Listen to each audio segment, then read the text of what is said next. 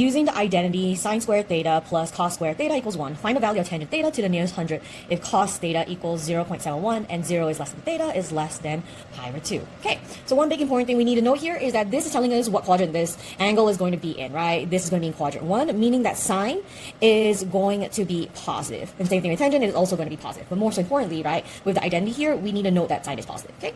Now, you're probably questioning, oh, how are we going to find tangent given, cos and sine are in this formula, right? Well, we got to remember that tangent theta equals a sine theta over cos theta, right? So we have sine and we have cos, we can find tangent. So given that we have cos here, let's plug into the formula in order to find sine. So I have sine squared theta plus 0.71 square equals 1. If we rearrange it, I have sine squared theta equals 1 minus 0.71 square. If I calculate this, I get sine squared theta equals 0.4959. Yes, it says round it to the nearest 100, but don't round it yet until the very end to avoid calculation errors, okay? Then from here, let's square both sides of the equation to get sine. And remember, for this case, because again, sine is just positive, we can just take the positive answer for this, which is going to be 0.7042. And there's more decimals, but we're just taking it to a few numbers, right?